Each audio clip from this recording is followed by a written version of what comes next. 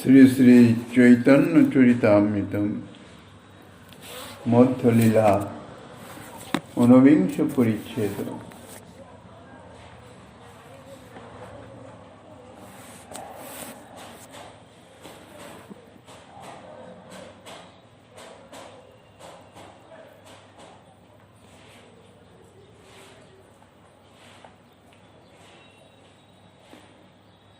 কৃষ্ণ বিনা তৃষ্ণা ত্যাগ তার কার্য মানি, অতএব শান্ত কৃষ্ণ ভক্ত এক জানি।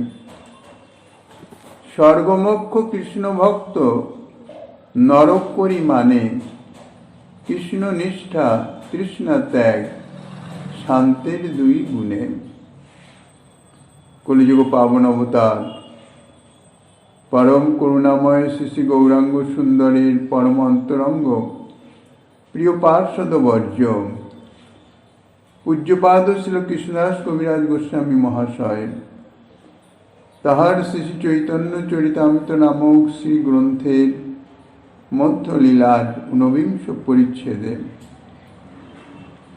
শ্রীমন মহাপ্রভু কর্তৃক শ্রীরূপ গোস্বামীর নিকট ভক্তি রস তত্ত্ব সম্বন্ধে যে বর্ণনা তাহা বর্ণনা করিতেছেন। ইতিপূর্বে আমরা আস্বাদন করেছি শান্ত ভক্তের কথা, শান্তরতি, শ্রীকৃষ্ণের নিষ্ঠা, কৃষ্ণ নিষ্ঠা, ইহাই হচ্ছে শান্তের মুখ্য গুণ। শান্তরসের ভক্ত শ্রীকৃষ্ণ কামনা ব্যতীত অন্য কোনো কামনা করেন না, তাই বলছেন কৃষ্ণ বিনা তৃষ্ণা ত্যাগ। জড়জাগতিক জীবের বলতে গেলে অনন্ত তৃষ্ণা, তৃষ্ণা অর্থাৎ বাসনা।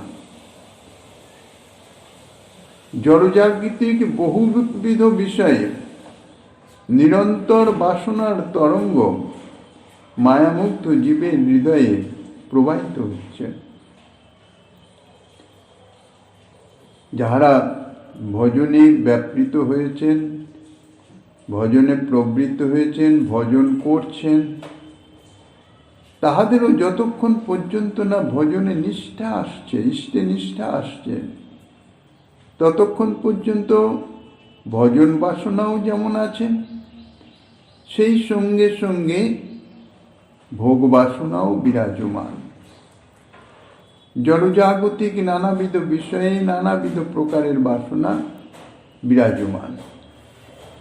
কিন্তু যখন সে নিষ্কাম হয়ে যাবে, অর্থাৎ কৃষ্ণ বিনা তৃষ্ণা ত্যাগ, কৃষ্ণ সেবা বাসনা ব্যতীত অন্য কোনো বাসনা তাহার হৃদয়ে থাকবে না। যদিও শান্ত ভক্ত যারা কৃষ্ণনিষ্ঠ, শুধু কৃষ্ণনিষ্ঠ,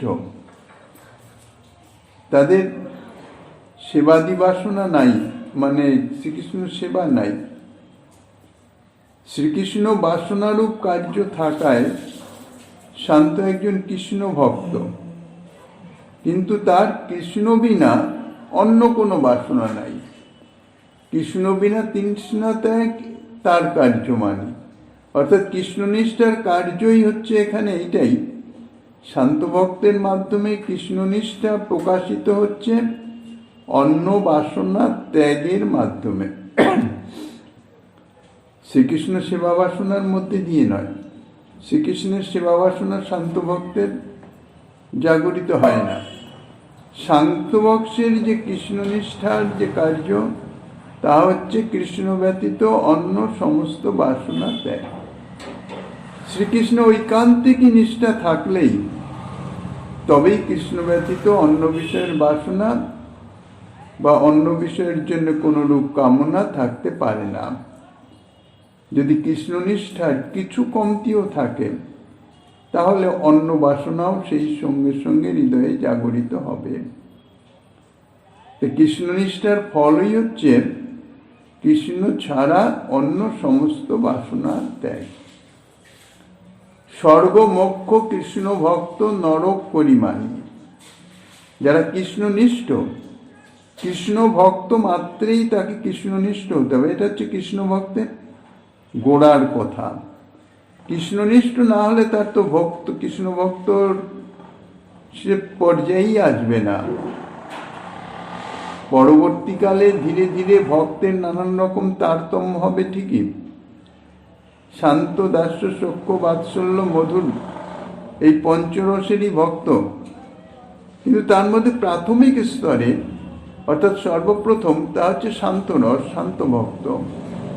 সেই শান্ত ভক্ত, শান্ত যে কৃষ্ণ ভক্ত, যদিও সেখানে শান্তের প্রত্যক্ষভাবে কৃষ্ণ সেবা নাই, কিন্তু তার যে কৃষ্ণের নিষ্ঠা আছে, এবং সেই নিষ্ঠার প্রকাশ হচ্ছে কৃষ্ণ ছাড়া অন্য সমস্ত বিষয়ের বাসনা ত্যাগ।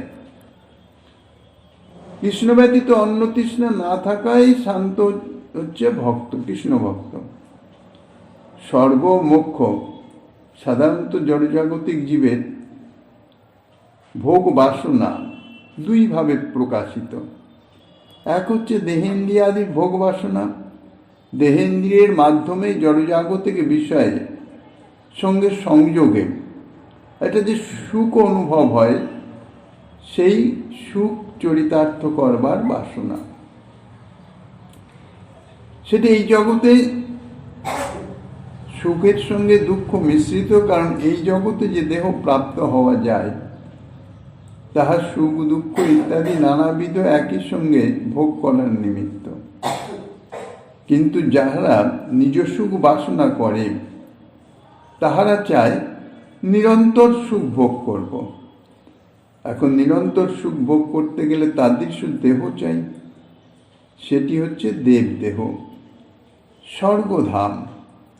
স্বর্গে নিরন্তর ভোগ সুখ, জড়জাগতিক বিষয়ে সংযোজিত যে ভোগ, অর্থাৎ এই জগতেই যে সুখ প্রাপ্ত হচ্ছে সেগুলি আরও উন্নতভাবে, আরও পারিপাট্য সহকারে এবং নিরন্তর ভোগ করা যায়। কোনো ক্লান্তি নাই, কোনো শ্রান্তি নাই, শুধু ভোগ করে যাচ্ছে। এই জগতে তো শ্রান্তি ক্লান্তি এসে যায়, বেশিক্ষণ একভাবে ভোগ করতে পারে না জীব। তাই জীব চায় নিরবিচ্ছিন্নভাবে সুখ ভোগ করব।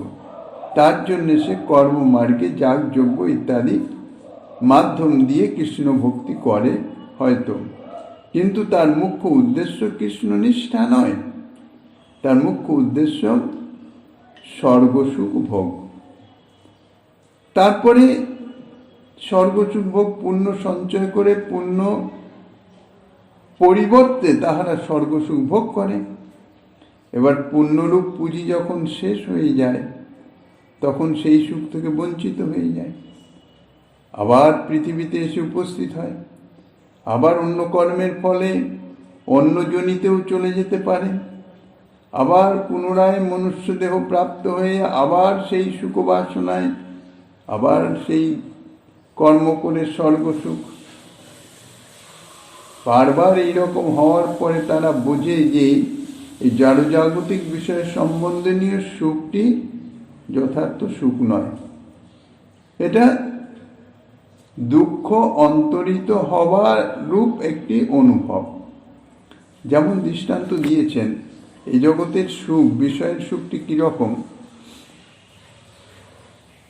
তীব্র গরমের মধ্যে, প্রখর রৌদ্রের মধ্যে মস্তকে একটি বোঝা ধারণ করে যদি পথ চলতে হয় তাহলে যে কষ্ট অনুভব হয়, শ্রান্ত ক্লান্ত ঘর্মাক্ত শরীর, খুবই কষ্ট অনুভব হচ্ছে। পথ চলতে চলতে যদি কোনো বটবৃক্ষের সান্নিধ্যে উপস্থিত হয়, ছায়া, শীতল বায়ু বটবৃক্ষের, তার নিচে এসে বোঝাটি যখন সে নামায় তখন তার যে কষ্টটা হচ্ছিল সেটি সম্পূর্ণ দূরীভূত হয়ে যায়। একটা নির্মল আনন্দ অর্থাৎ সুখ অনুভব হয়, আহ বাঁচলাম। এই যে সুখানুভব, জড়জাগতিক বিষয় সুখ হচ্ছে এই জাতীয় সুখানুভব, সাময়িক দুঃখের নিবৃত্তি মাত্র। এতে তো জীব তৃপ্ত হয় না। যারা সেটি অনুভব করে তারা চায় আত্মান্তিকভাবে এই দুঃখ নিবৃত্তি, যাতে আর কোনোদিন দুঃখ না আসে।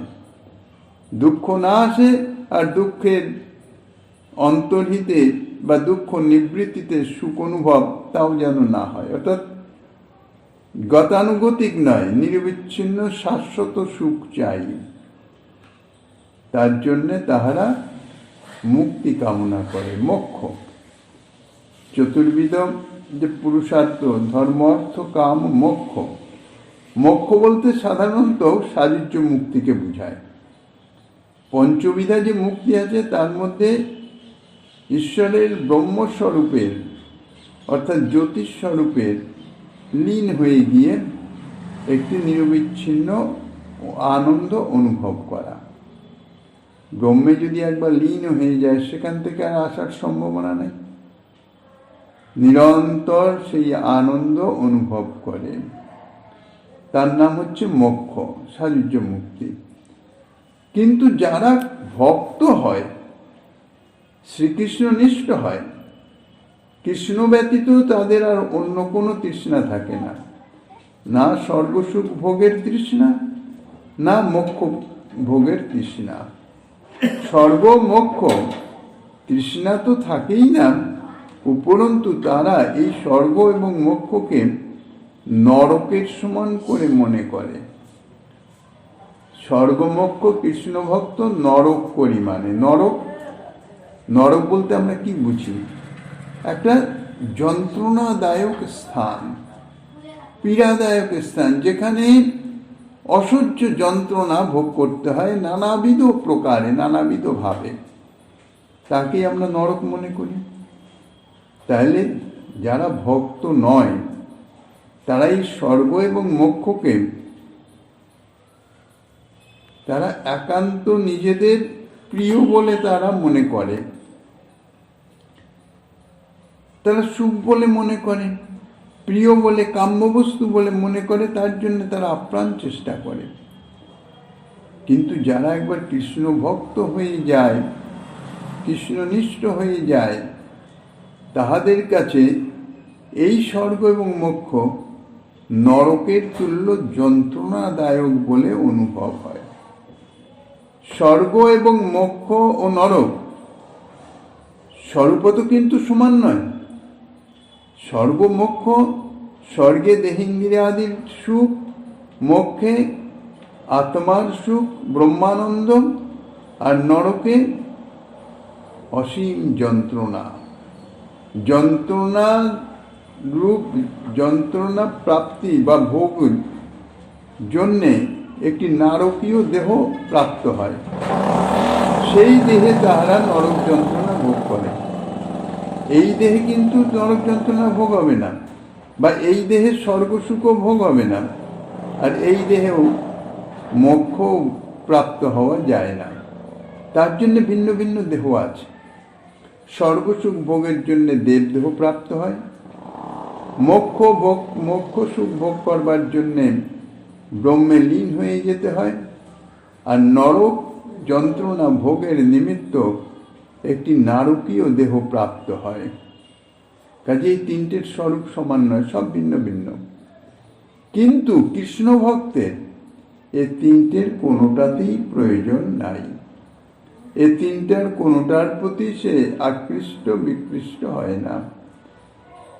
এ সমস্ত তার প্রয়োজন নাই বলে তিনি এ তিনটেকেই সমান বলে মনে করেন। যদিও তিনের মধ্যে বহু তফাৎ, কিন্তু কৃষ্ণ ভক্তের নিকটে স্বর্গ, মোক্ষ আর নরক তুল্য অবস্থা।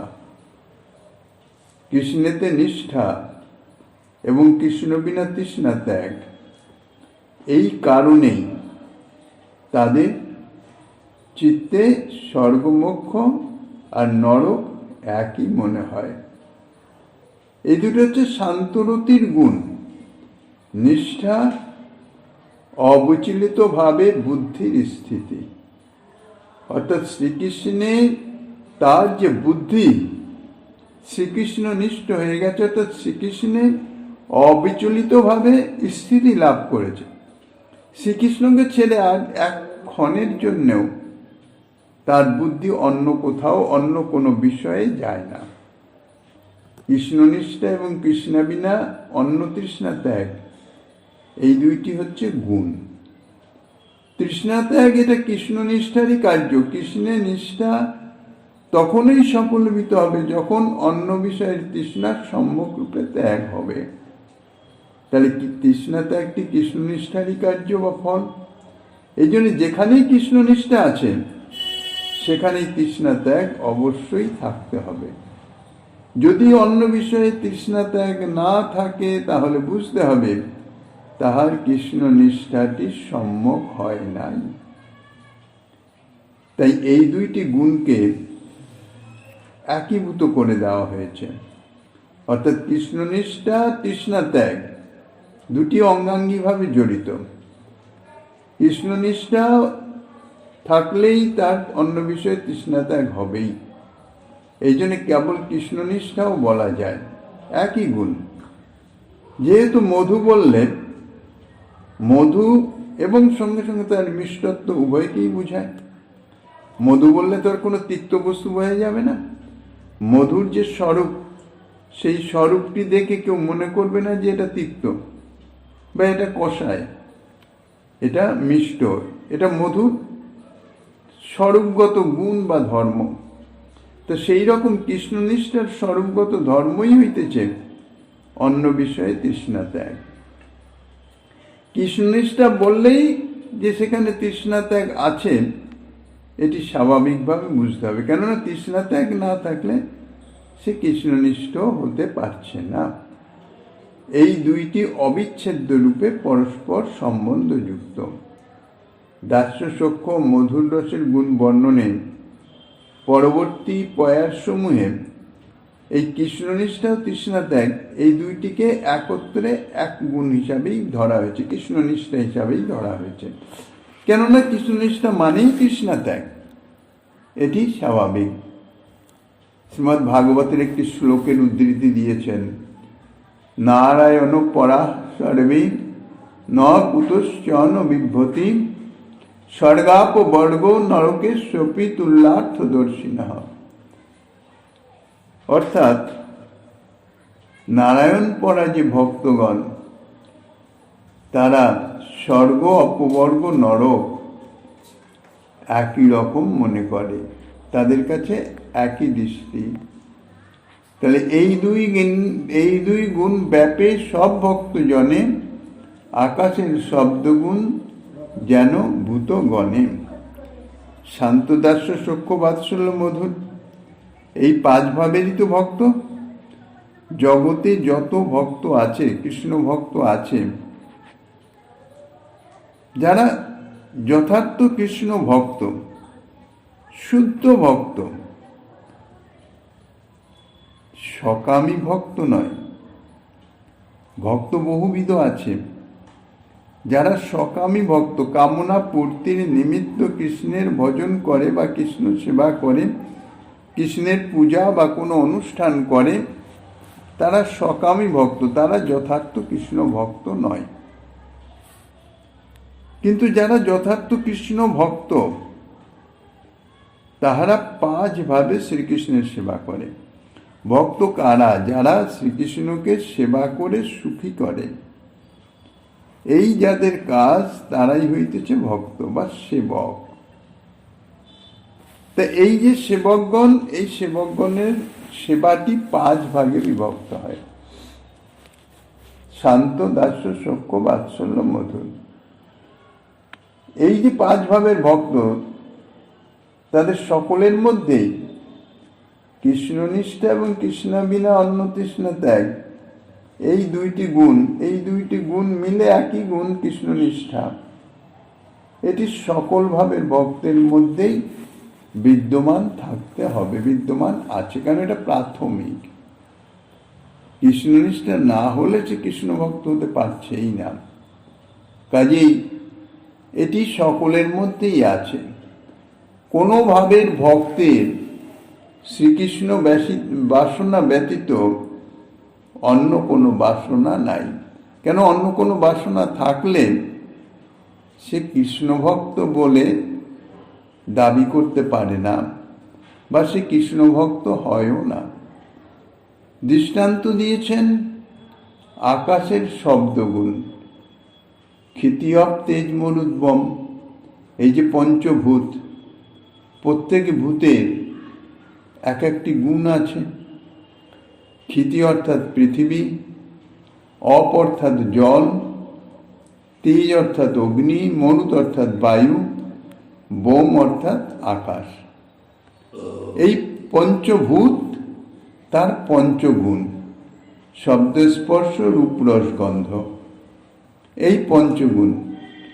আকাশের গুণ হচ্ছে শব্দগুণ, বায়ুর গুণ শব্দ এবং স্পর্শ, তেজের গুণ শব্দ স্পর্শ এবং অতিরিক্ত নিজস্ব, সেটা হচ্ছে রূপ। জলের গুণ শব্দ স্পর্শ রূপ তো আছেই, সেই সঙ্গে অতিরিক্ত হচ্ছে রস। আর পৃথিবীর গুণ শব্দ স্পর্শ রূপ রস, সেই সঙ্গে গন্ধ। তাহলে দেখা গেল বায়ুতে আকাশের গুণ শব্দ আছে, তেজেও আকাশের এবং বায়ুর গুণ শব্দ স্পর্শ আছে। মানে পরপর পরপর গুণ পরবর্তীতে সম্যক রূপে নিহিত হয়ে যাচ্ছে। জলে আকাশ বায়ু তেজের গুণ শব্দ স্পর্শ রূপ তিনটেই আছে। উপরন্তু জলের নিজস্ব গুণ রস সেটি আছে। আর পৃথিবীতে এই চারটি গুণ তো আছেই, সেই সঙ্গে আছে গন্ধগুণ। ঠিক সেই রকম শান্তের যে গুণ কৃষ্ণনিষ্ঠা, দাস্যে কৃষ্ণনিষ্ঠাও আছে, সেই সঙ্গে সঙ্গে সেবাও আছে। সখ্যের শান্ত দাস্যের গুণ আছে, বাৎসল্যের শান্ত দাস্য সখ্যের তিনজনেরই গুণ আছে, আর মধুরের শান্ত দাস্য সখ্য বাৎসল্য চারজনের গুণ তো আছে, উপরন্তু নিজস্ব গুণও আছে। আকাশের শব্দগুণ যেমন পঞ্চভূতের সকলের মধ্যেই আছে, শান্তের যে কৃষ্ণনিষ্ঠা যে গুণ, সেটি পঞ্চরসের সকল ভক্তের মধ্যেই বিদ্যমান। কিন্তু শান্ত ভক্তের স্বভাব হচ্ছে কি? শান্তের স্বভাব কৃষ্ণে মমতা গন্ধহীন, পরম ব্রহ্ম পরমাত্মা জ্ঞান ও প্রবীণ। শান্ত ভক্ত সে মমতা গন্ধহীন। মমতা গন্ধহীন অর্থাৎ মমতা মানে মমত্ব থেকে মমতা আসে। মমত্ব অর্থাৎ আমার, আমার বলে যাকে অনুভব হয়, নিজজন বলে অনুভব হয়, তার প্রতি যে একটা প্রীতি একটা স্নেহ প্রকাশিত হয়, তাহাকেই বলে মমতা। তাহার মঙ্গল বিধান করার জন্য সর্বদা চেষ্টিত থাকে, তাহার অমঙ্গলে ভীত সন্ত্রস্ত ব্যাকুলিত হয়ে ওঠে। এই হচ্ছে মমতার গুণ। তাহলে আমার বলে যে ভাব, তাহাকে বলা হয় মমতা। কৃষ্ণ আমারই, এই জ্ঞানটাই হচ্ছে কৃষ্ণের মমতা, মমত্ব বোধ। কিন্তু শান্ত ভক্তের সেটা নাই। শান্ত ভক্তের মধ্যে আছে শ্রীকৃষ্ণের স্বরূপ জ্ঞান। শ্রীকৃষ্ণ পরব্রহ্ম পরমাত্মা, এই জ্ঞানটি শান্ত ভক্তকে প্রাধান্য লাভ করেছে। এখন পরম ব্রহ্ম পরমাত্মা বিভু তত্ত্ব, সর্বব্যাপক তত্ত্ব, সরৈশ্বর্যপূর্ণ ভগবান, তিনি কি করে আমার হবেন? আমার এই যে মমত্ববোধটা হয় কিভাবে? সমানে সমানে প্রায়। যেমন মানুষের মধ্যে মানুষের সঙ্গেই মমত্ব আসে, আপনার বলে মনে হয়। মানুষ সাধারণত অন্য কোনো পশু জীবকে আমার বলে মনে করতে পারে না। মানুষ আর বিশেষ করে নিজ পরিজনের মধ্যে যে মমত্ব বোধ অর্থাৎ আপনত্ব বোধ যত বেশি প্রকাশিত হয়, অন্য কারোর মধ্যে আসে না। তো এই যে আপনত্ব বোধ, এটি শান্ত ভক্তের মধ্যে নাই। শান্ত ভক্তে কৃষ্ণনিষ্ঠা আছে কৃষ্ণের স্বরূপ জ্ঞানের উপরে। শ্রীকৃষ্ণ পরব্রহ্ম পরমাত্মা, যেমন একজন দরিদ্র ব্যক্তি বিশাল ধনী কোনো ব্যক্তিকে আমার বলে মনে করতে পারে না, কেন? তার বিশাল বিভূত্ব, তার যে গৌরব, সেখানে তার মমত্ব বুদ্ধি প্রবেশ করতে সক্ষম হয় না। তা শান্ত ভক্তের অবস্থাও তাই। কৃষ্ণ পরব্রহ্ম পরমাত্মা এই জ্ঞান এমনভাবে শান্ত ভক্তের প্রাধান্য লাভ করে, যার জন্যে কৃষ্ণ আমার, একান্তই আমার, এই ভাবনা তাদের চিত্তে প্রকাশিত হতে পারে না। আর আমার যদি না হয়, মমত্ববোধ যদি না হয়, তাহলে সেখানে তো কোনো সেবা আসতে পারে না। আমরা যে সেবা করি সেটি আমার জন বলেই তো সেবা করি। নিজ প্রিয়জন যারা, তার সুখবিধানার্থে আমরা নানান রকম কাজ করি, যাকে সেবা বলা হয়। তো সেখানে যদি আমার নিজজন না হয়, যেমন আমার প্রতিবেশী জন বা যার সঙ্গে আমার কোনো পরিচয়ই নাই, তার তো কোনো সেবা কাজ কখনো আমরা করব না। আমার নিজজন মানে পরিজন, তাদের যে প্রয়োজনীয় যে কোনো কাজকর্ম আমরা সর্বদা করে দিতে প্রস্তুত, স্বতঃপ্রবৃত্ত হয়েও করে দেই, সেটাই হচ্ছে সেবা। তো যেহেতু মমত্ববোধ নাই, এই জন্য শান্ত ভক্তের কোনো সেবা কার্য নাই। যিনি আমার নিজজন নহেন, তাহার সেবা বা তাহার প্রীতির জন্যে কেউ কোনো কার্য করে না, করতে পারে না। তা মমত্ব বুদ্ধি নাই, আমার নিজজন নন, তিনি পরব্রহ্ম পরমাত্মা স্বয়ং ভগবান, এই জ্ঞান বিদ্যমান থাকায় শান্ত ভক্তদের ভাব হচ্ছে তদীয়তাময়। তিনি পরব্রহ্ম পরমাত্মা, আমি তার অংশ, ক্ষুদ্রাতি ক্ষুদ্র জীব, তিনি আমার নহেন, আমি তার। এই তদীয়তাময় ভাব শান্ত ভক্তের। আমি শ্রীকৃষ্ণের, আমি তার কৃপা পাত্র, আমি তার অনুগ্রাহ্য, তিনি আমার অনুগ্রাহক, তিনি আমায় কৃপা করবেন, সদা সর্বদাই এই ভাব বিদ্যমান থাকে শান্ত ভক্তের। এই ভাবে সেবা কর্তব্য বুদ্ধি হতেই সাধারণত উদ্ভূত হয়। এখন তিনি ভগবান, তার সেবা করা উচিত। সেবা মানে তার স্মরণ মনন, তাকে দণ্ডবত প্রণাম, এগুলি করতে হয়, করা উচিত, এটা আমার কর্তব্য, কেননা আমি তার কৃপার পাত্র। এই যে কর্তব্য বুদ্ধি, এই কর্তব্য বুদ্ধি থেকেই উদ্ভূত হয়। সেখানে প্রাণ ঢালা সেবার কোনো অবকাশ নাই, কারণ প্রাণ ঢালা সেবা আসতেই পারে না যেখানে মমত্ব নাই, যেখানে প্রাণের সঙ্গে প্রাণের কোনো সম্বন্ধই নাই, মানে প্রীতির সম্বন্ধই নাই, সেখানে প্রাণ ঢালা সেবা কি করে আসবে? পরম ব্রহ্ম পরমাত্মা জ্ঞান প্রবীণ, পরব্রহ্ম পরমাত্মা শ্রীকৃষ্ণ পরব্রহ্ম, শ্রীকৃষ্ণ পরমাত্মা, এইরূপ জ্ঞানই শান্ত ভক্তের মনে প্রাধান্য লাভ করে, মানে দৃঢ়রূপে তার অনুভূত হয়। পরব্রহ্ম বলে শ্রীকৃষ্ণ পরিপূর্ণ ভগবান, তিনি সরৈশ্বর্যপূর্ণ, তিনি আত্মারাম, সুতরাং তার কোনো অভাব বোধ নাই, অপর কাহারও সেবা গ্রহণের প্রয়োজন নাই, কারণ তিনি আপ্তকাম, তিনি অনন্ত কোটি ব্রহ্মাণ্ডের অধীশ্বর। আর আমি ক্ষুদ্রাতি ক্ষুদ্র, তার কৃপার ভিখারি একজন, আমি তার কি সেবা করব?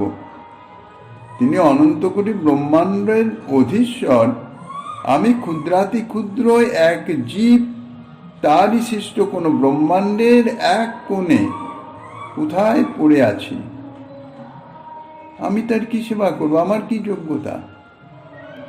শান্ত ভক্তের ভাবটা হচ্ছে এই রকম। শান্ত ভক্তের নিকটে শ্রীকৃষ্ণ তার ঐশ্বর্যাত্মক চতুর্ভুজ রূপেই স্ফূর্তি প্রাপ্ত হন।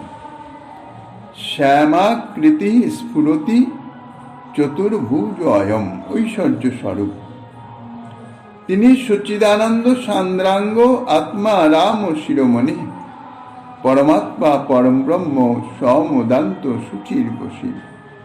সদা স্বরূপ সম্প্রাপ্ত হতারি গতিদায়ক বিভূরিত্যাদি গুণবান স্মিয়ালম্বন হরি। তিনি পরম বোমাধিপতি, সচ্চিদানন্দ বিগ্রহ, আত্মারামগণের শিরোমণি, পরমাত্মা, পরম ব্রহ্মস্বরূপ। এই স্বরূপ অর্থাৎ কেবল স্বরূপ জ্ঞান। শান্ত ভক্তের হৃদয়ে শুধুমাত্র কৃষ্ণের এই রূপে ভগবানের কেবল স্বরূপ জ্ঞানের অনুভূতিটুকু হয়, তার অতিরিক্ত হয় না। তিনি যে আমার আপনার জন, এ অনুভূতি আসতে পারে না। শান্তযোগী ভক্তগণের প্রায়শ নির্বিশেষ ব্রহ্মানন্দ জাতীয় সুখই অনুভব হয়। ভগবানের যে সর্বচিত্তাকর্ষক গুণের স্বরূপগত ধর্মবশত তাহাদের চিত্তে গুণাদির স্ফূর্তি হয়ে থাকে। সচ্চিদানন্দ বিগ্রহ ভগবানের স্ফূর্তিও হয়ে থাকে, কিন্তু নির্বিশেষ ব্রহ্মানন্দ জাতীয় সুখ অঘন বা তরল। নির্বিশেষ ব্রহ্মানন্দ জাতীয় সুখটি গাঢ়তা প্রাপ্ত হতে পারে না, তরলীকৃত। আর সচ্চিদানন্দ ঘন বিগ্রহ শ্রী ভগবানের, সেটি হচ্ছে গাঢ়তা প্রাপ্ত, ঘন। কাজী সচ্চিদানন্দ বিগ্রহ ভগবানের অনুভবে যে আনন্দ, তাহা ঘন প্রচুরতর, হালকা নয়, আভাস নয়, অত্যন্ত গাঢ়, প্রগাঢ়। প্রায় সসুখ জাতীয় সুখম স্যাদত্র যোগিনাম চিন্তাত্ম সৌখ্যম ঘনম ঘনন্তি সময়ং সুখম। এইরূপ অনুভব লভ্য আনন্দ রসরূপে পরিণত হওয়ার পক্ষে ভগবৎ স্বরূপের অনুভব হচ্ছে প্রধান হেতু। শ্রীবিগ্রহের ভগবৎ সাক্ষাৎকারই, শ্রীবিগ্রহ রূপে ভগবতের সাক্ষাৎকারই হচ্ছে প্রধান কারণ। দাস্যভাবের ভক্তের ন্যায় ভগবানের লীলাদির মনোজ্ঞত্ব ইহার প্রধান কারণ নহে। তত্রাপি স্বরূপানুভব শৈবনুহেতুতা দশাদিবন মনোজ্ঞতা লীলাদের ন তথা মতা।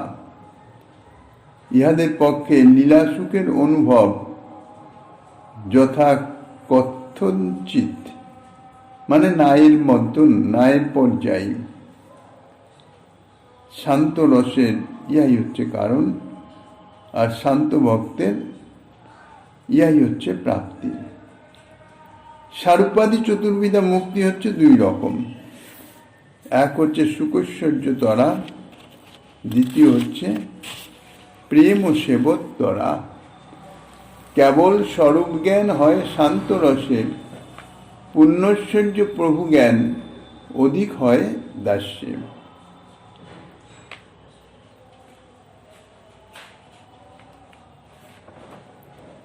ঈশ্বর জ্ঞান সম্ভব গৌরব প্রচুর,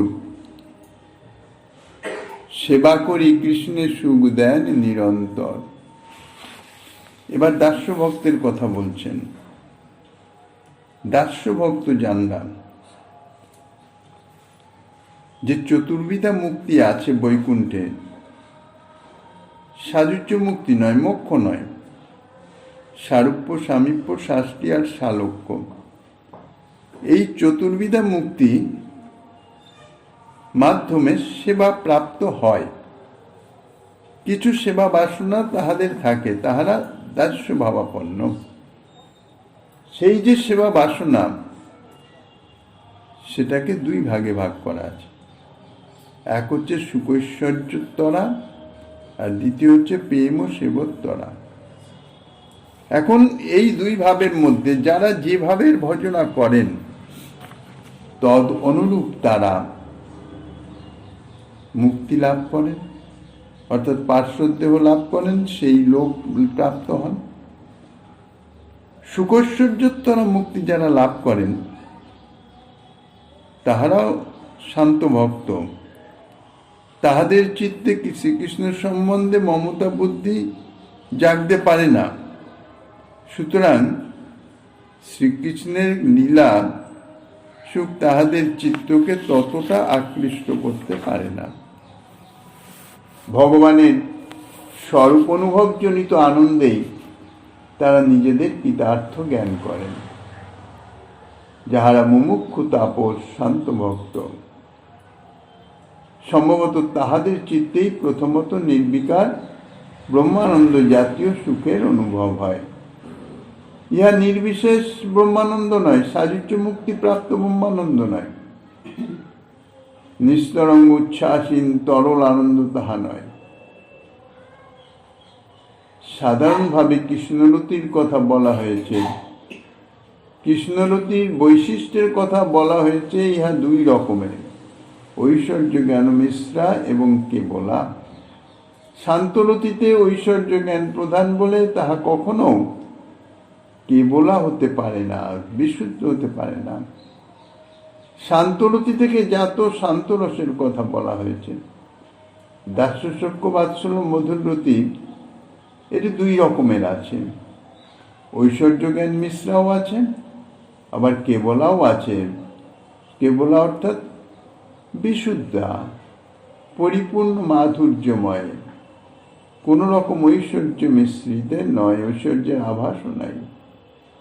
পুরীদয়ে অর্থাৎ মথুরা এবং দ্বারকাপুরীতে শ্রীকৃষ্ণের যে পার্শ্বদবর্গ আছেন তাহারা ঐশ্বর্য জ্ঞান ও মিশ্রা।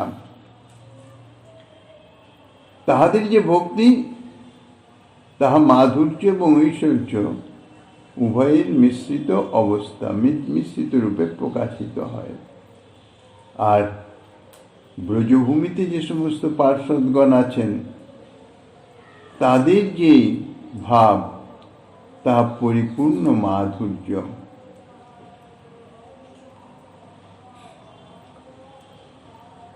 পূর্ণৈশ্বর্য প্রভু জ্ঞান।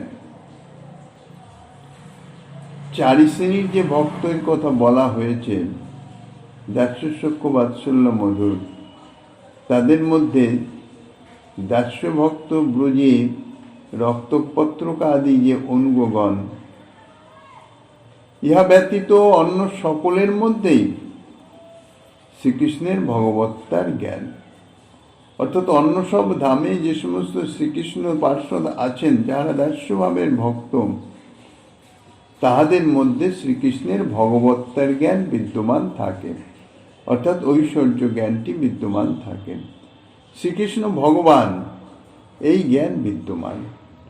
তাহারা শ্রীকৃষ্ণকে পূর্ণৈশ্বর্য অর্থাৎ সরৈশ্বর্যপূর্ণ প্রভু, পরমেশ্বর, সর্বসেব্য বলে তারা মনে করেন।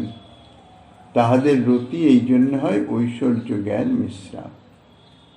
দ্বারকা মথুরার এবং পরম বোমের দাস ভক্তগণ, অনন্ত কোটি ভগবৎ স্বরূপের অনন্ত কোটি বৈকুণ্ঠ ধাম আছে, যাহাকে সম্মিলিত ভাবে বলা হয় পরম বোম। পরম বোম বলতেই বোঝা যায় অনন্ত কোটি ভগবৎ স্বরূপের অনন্ত কোটি ধাম। কাজেই সেই যে পরম বোম, সেই পরম বোমে অনন্ত কোটি ভগবৎ স্বরূপের সেখানেও দাস ভক্ত আছে। তাহারা এই রকম, অর্থাৎ ঐশ্বর্য জ্ঞান ও মিশ্রা। আর ব্রজে একমাত্র যে সমস্ত দাস ভক্তগণ আছেন, রক্তপত্র ইত্যাদি, ব্রজের দাস ভক্তগণের তাহাদের যে রতি তাহা শুদ্ধা, কেবলা রতি বলা হয়েছে। তাহাদের মধ্যে শ্রীকৃষ্ণের কোনো ভগবত্তার জ্ঞানই নাই। তাহারা মনে করেন আমাদের প্রভু শ্রীকৃষ্ণ তিনি নন্দনন্দন মাত্র, নন্দ মহারাজের তনয়, আমাদের মহারাজের ছেলে, এর বেশি তারা কিছু জানেন না। তার যে আরো বিশাল কোন ঐশ্বর্য আছে, তিনি যে পরমাত্মা স্বরূপ, সর্বজীবের হৃদয়ে বিদ্যমান, বা তিনি স্বয়ং ভগবান, এই সমস্ত কোনো ধারণা তাদের মধ্যে নাই। এই জন্যে তাদের শ্রীকৃষ্ণ ভগবত্তা জ্ঞান নাই। তারে অর্থাৎ কৃষ্ণরে ঈশ্বর করি যা নাহি জানে ব্রজজন। ব্রজবাসীজন শ্রীকৃষ্ণকে কখনো ভগবান বলে জানেও না, মানেনও না। লীলা শক্তির বা গাঢ় প্রীতির প্রভাবে শ্রীকৃষ্ণ সম্বন্ধে তাহাদের ভগবত্তার জ্ঞান প্রচ্ছন্ন হয়ে থাকে। যেমন দেখা যায় কোনো বিশিষ্ট জন, কোনো মন্ত্রী বা বিশেষ পদাধিকারী জন, যাকে বাইরের সকলেই যথেষ্ট সম্মান সমূহ ইত্যাদি করে, দণ্ডবত প্রণাম করে ছাড়া কোনো কথা, বিনয় সহকারে ছাড়া কোনো কথা বলতে পারে না। তিনি যখন নিজজনের মধ্যে নিজ অন্তঃপুরে আসেন, সেখানে মাতা পুত্র স্ত্রী তানারা কি তানাকে সেইভাবে মর্যাদা দিয়ে কথা বলবেন? যিনি এত বড় একজন মন্ত্রী বা এত বড় একজন কেননা তাদের কাছে তাদের পুত্র, তাদের পিতা, তাদের পতি এই ভাব। সেখানে সে বাইরে কি আছে না আছে, তার কি পদ, সে মন্ত্রী না রাজা না কি, এসবের কোনো অপেক্ষাও নাই, কিছুই নাই। এসব তারা মানেনও না, অর্থাৎ তাদের হৃদয়ে তাহা বিদ্যমান থাকে না। তাই বলে তারা জানেন না তা নয়, জানেন তারা, কিন্তু মানেন না। সেই অনুযায়ী ব্যবহার তারা করেন না। তাদের ব্যবহার হচ্ছে অন্তরের প্রীতির থেকে। তো এই জন্যেই ব্রজবাসীজন তাকে জানেন আমাদের মহারাজ নন্দ মহারাজের পুত্র মাত্র। লৌকিক ব্যবহারে শ্রীকৃষ্ণের সঙ্গে তাদের যে সম্বন্ধ, সেই সম্বন্ধের জ্ঞানই তাহাদের চিত্তে স্থায়ীভাবে অবস্থান করে। ব্রজেন্দ্র নন্দন তারে জানে ব্রজজন, ঐশ্বর্য জ্ঞান নাহি নিজ সম্বন্ধ মনন। মহারাজ ব্রজরাজ নন্দ মহারাজের সঙ্গে ব্রজবাসী জনের যে সম্বন্ধ, সেই সম্বন্ধ অনুযায়ী কৃষ্ণের সঙ্গে সম্বন্ধ, সেই সম্বন্ধটাই অর্থাৎ লৌকিক যে সম্বন্ধ, সেই সম্বন্ধটাই ব্রজবাসীজন মানে।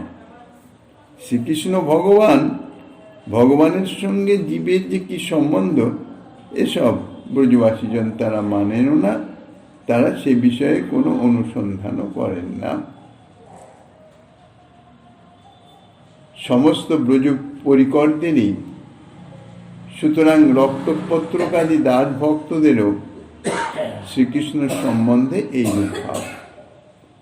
রক্তপত্রকাদির দৃষ্টিতে শ্রীকৃষ্ণ পরমেশ্বর রূপে তাহাদের প্রভু নহেন, তাহাদের সেব্য মণিপ রূপেই তাহাদের প্রভু।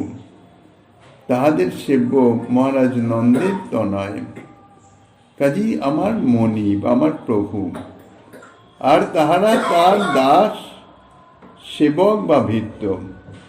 সুতরাং কেবলারতিমান অর্থাৎ শুদ্ধ ভক্ত রক্তপত্রকাদির পক্ষে প্রভু শব্দের অর্থ হচ্ছে সেব্য ভক্ত।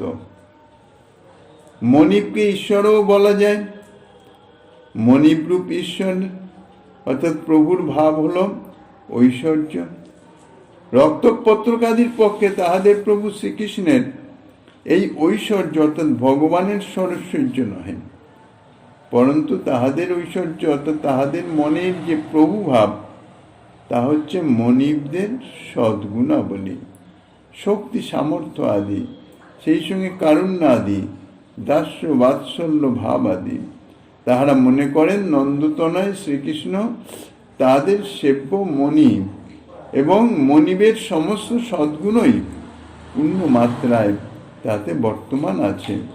ইহাই তাহাদের পক্ষে পূর্ণশৈর্য প্রভু জ্ঞান শব্দের তাৎপর্য। পূর্ণশৈর্য প্রভু জ্ঞান অধিক হয়ে দাসে। এই যে প্রভু জ্ঞানটি, এটি ব্রজের যে দাস ভক্তগণ তাদের মধ্যে সর্বাপেক্ষা অধিকভাবে বিদ্যমান। তাদের নিকটে পুণ্যৈশ্বর্য নয়। শান্ত অপেক্ষা দাস্যে উক্তরূপ প্রভুজ্ঞানটি অধিক। দাস্য শান্তের কৃষ্ণনিষ্ঠাতে আছেই, অধিকন্তু আছে প্রভুজ্ঞানের সেবা। ব্রজের কেবলারতিমান রক্তপত্রকাদির পক্ষে প্রীতিময় বৃত্তবৎসল মণিব রূপে প্রাণ ঢালা সেবা। আর দ্বারকা মথুরাদির যে ঐশ্বর্য জ্ঞান মিশ্র দাস ভক্ত, তাদের পক্ষে ভগবত বুদ্ধিতে সেবা। ঐশ্বর্য জ্ঞান দ্বারা তাদের সেবা বাসনা বিকাশকে সংকুচিত করে দেয়। নিঃসংকোচভাবে সেবা বাসনা অন্তরে প্রকাশিত হতে পারে না। আমাদের প্রভু ভগবান যেমন তেমন সেবা করা যায় নাকি? কাজেই এইভাবে জ্ঞান এসে তাদের যে সেবাটি, সেটি সংকুচিত হয়ে যায়। প্রাণঢালা সেবা তারা করতে পারে না। ঈশ্বর জ্ঞান সম্ভ্রম গৌরব প্রচুর, সেবা করি কৃষ্ণে সুখ দেন নিরন্তর। শান্তের গুণ দাস্যে আছে অধিক সেবন, অতএব দাস্যরসের হয় দুই গুণ। ঈশ্বর জ্ঞান সম্ভ্রম গৌরব প্রচুর, ঐশ্বর্য জ্ঞান মিশ্র দাস ভক্তদের, মানে মথুরার বা দ্বারকার যে দাস ভক্ত, তাদের পক্ষে ভগবত্তার জ্ঞান। আর কেবলারক্তিযুক্ত অর্থাৎ ব্রজের যে দাস ভক্ত, তাদের পক্ষে সেব্য মনিব বুদ্ধি। আমাদের প্রভু আমাদের মনিব, ভগবান নয়। গৌরব বুদ্ধি অর্থাৎ গুরু বুদ্ধি, পূজনীয় জন। ব্রজের রক্তপত্রকাদির পক্ষে মনিব, শ্রীকৃষ্ণের গুরু বুদ্ধি। আর দ্বারকাদিতে ভগবান রূপে, জগৎগুরু রূপে তার গুরু বুদ্ধি। সেখানে সম্ভ্রম অপার, অর্থাৎ অপার সংকোচ এসে হাজির হয়।